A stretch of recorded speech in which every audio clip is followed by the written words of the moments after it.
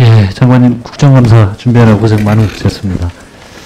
그 인구 감소 위기 지역 관련해 가지고 좀 말씀을 여쭙고 싶은데요.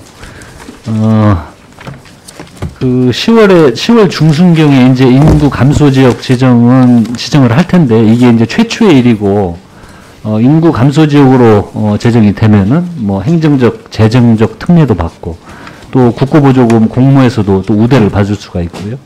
또 타부처 정책 입안 시에도 참고가 될 거라고 생각이 듭니다. 특히 최근 2단계 재정복구 논의에서 도입된 10년간 10조 원 규모의 지역 소멸 대응 기금의 배분에 있어서도 좀 특별한 배려가 있을 거라고 예상이 됩니다.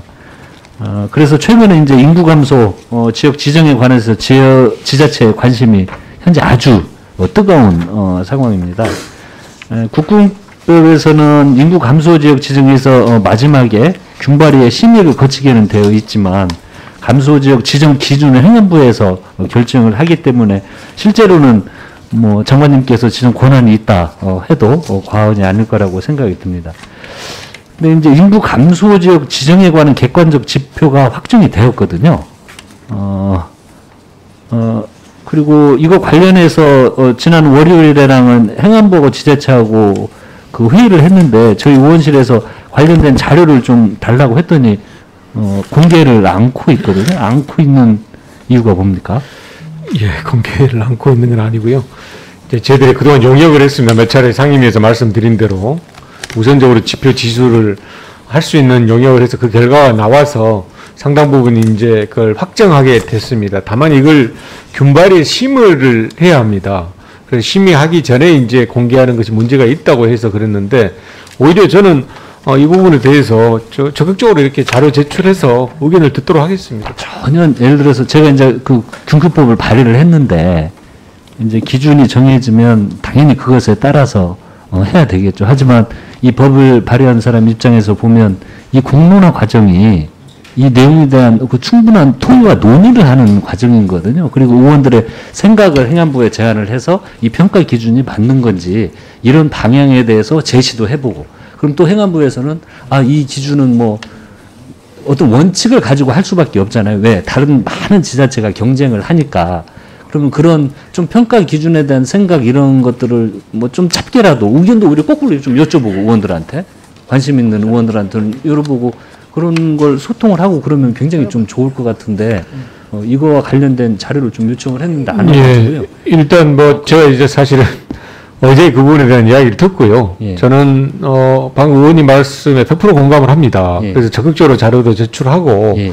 오히려 좀 공론화가 필요한 겁니다. 그러니까 예. 일도 단락으로 무슨 심의해서 결정할 것이 아니라 좀 이 상당한 용역을 해서 지수와 지표를 만들었다 하더라도 의견을 많이 들어야 되기 때문에 그 부분에 대해서 충분하게 의견 수렴을 의원들 포함해서 하도록 하겠습니다. 예. 그 우리 이거 관련된 담당 국장님 혹시 국장이 아니라 지금 실장이 있습니다. 실장이. 실장님 잠깐만. 네, 제 실장님께 좀 몇 가지만 여쭤보겠습니다.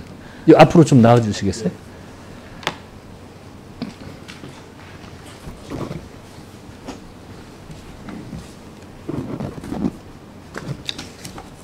실장님 이미 지표는 확정이 됐죠? 현재 균형이 심의를 앞두고 있습니다. 균형이 심의를 거쳐서 행안부 장관이 지정 고시하도록 되어 있습니다. 아니 행안부에서 최종 지표에 대한 기준 안은 마련돼 있지 않습니까? 안은 마련되어 있습니다. 예, 그게 어떤 내용입니까? 내용만 뭐 내용이 디테일한 게 아니고요. 예, 한 8개 지표 정도입니다. 주로 인구나 그리고 인구의 변화 그리고 유소년이나 고령층 인구 주요 지표 8개 지표를 객관적으로 산출을 해서 가중치를 정해서 지수화 시켰습니다. 네네네. 여기 그러면 뭐 연평균 인구 증감률 뭐 이런 걸 말씀을 하시는데요. 그렇습니다. 제가 낸 법을 보면은요, 실장님, 이거 예. 참고를 좀 해주시라는 부탁 말씀을 드리는 겁니다. 이제 법적 기준은 인구 감소율이나 인구 감소의 지속성을 이야기를 해서 이게 감소 폭이 급격한 것인지 지속적인 것인지를 고려해서 인구 감소에 좀 그 우려가 있는 지역을 찾으라는 좀 것이었는데요. 소멸 지역이 아니고 그 인구 감소 지역이거든요. 그럼 인구 감소는 해당 지역의 인구수라는 절대량이 아닌 인구 감소의 그 진행률을 좀 그 평가하는 것으로 그 봐야 될 것 같은데 인구 감소율과 인구 감소 지속성 이 두 가지 요소인데요. 방금 말씀하신 연평균 인구 증감률 한 가지 요소만으로 지표가 그 법안과 다르게 변경된 이유가 있습니까? 그런 사항들을 종합적으로 좀 고려를 해서 5년 평균을 하는 걸로. 아니요. 5년 평균은 이해를 하고 있는데요. 예. 그러니까 제가 특법에 보면은 인구 감소율과 인구 감소의 지속성이라는 평가 기준을 둬야 된다는 방점을 두 가지를 제가 법에서 발의를 했는데 연평균 증가율은 하나에 하고 방금 또 두 번째 말씀하시는 것이 인구 밀도라는 말씀을 하셨었잖아요. 그래서 이 두 가지 요인이 왜 하나로 통합됐는지 여쭤봤던 거고. 그다음에 또 방금 말씀하셨던 밀도라고 하셨는데 인구 밀도라는 제가 개념을 보니까요. 이 밀도는 일정 지역 내 인구를 해당 지역의 면적으로 나눈 수치로서 지역 내에 거주하는 인구 과밀한 정도를 나타내는 평가 기준입니다. 근데 이 밀도가 평가 기준에 들어와 있거든요. 그러니까 인구 밀도는 인구수의 그 절대량을 표시하는 지표지 인구 감소의 정도를 평가하기는 좀 어려워 보이는 지표라고 생각이 드는데 왜 제가 방금 드신 인구 밀도의 정의에 대해서 말씀드렸는데 인구 감소 지역을 지정하는데 왜 밀도의 기준이 들어와 있는지 안 맞는 것 같은데 왜 그런 겁니까? 인구 감소의 지속성을 왜 5년간 연평균 인구 증감률로 하게 되었냐면요. 연평균 5년 평균을 통해 가지고 인구 감소의 지속성과 그리고 최근 그 인구 감소 추세를 판단할 수 있다고. 아니 5년은 이해를 하고 있고요. 그리고 인구 밀도 같은 경우에는 그런 어떤 공간적 밀집도 외에 공간상 집적된 경제활동의 수준을 반영할 수 있다는 전문가 의견이 있었습니다.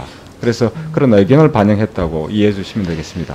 그래서 이제 이거 외에도 방금 아까 8개 지표를 말씀을 하셨는데 이 말씀 제가 짧게 시간이 없어서 그러는데 이렇게 말씀드렸던 건 이러한 토론이 좀 이루어지면 훨씬 좋지 않겠습니까? 그런데 이제 만약에 저희들이 이야기하는 게 법적 기준과 이게 맞지 않다고